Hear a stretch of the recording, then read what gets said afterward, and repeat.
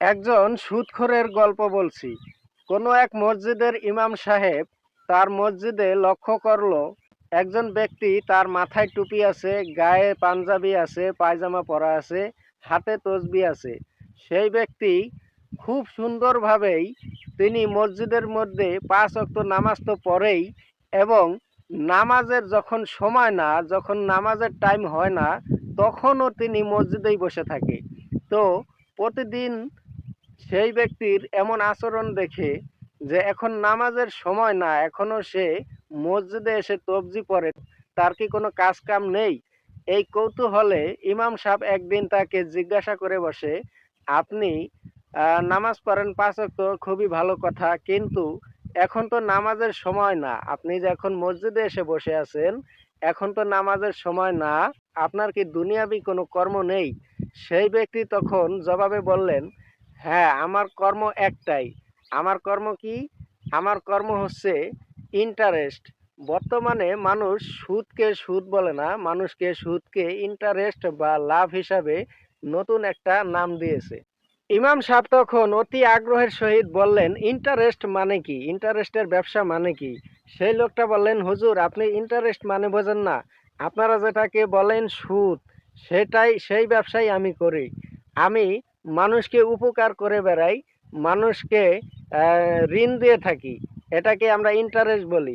ইমাম সাহেব তখন শোনা মাত্রই বলেন, নাউজুবিল্লাহ, আপনি ৫ ওয়াক্ত নামাজ পড়েন, খুবই ভালো কথা, আমি তো আপনাকে ভালো মানুষ মনে করেছিলাম।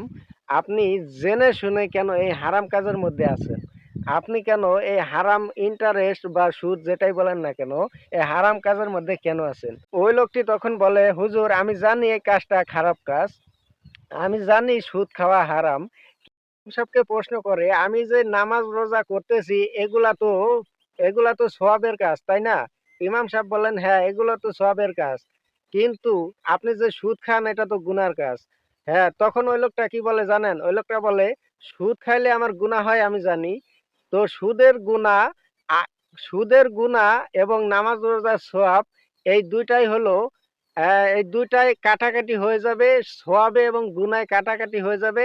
আমি মাঝখান থেকে জান্নাতে চলে যাব ফাও।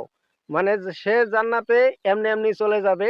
সুদের গুনাহ আর নামাজ রোজার সওয়াবে দুইটাই কাটাকাটি হয়ে যাবে, সে মাঝখান থেকে জান্নাতে যাবে ফাও। তো এমন উদ্ভট চিন্তা ভাবনার মানুষ কিন্তু পৃথিবীতে অনেক অহরহ রয়েছে।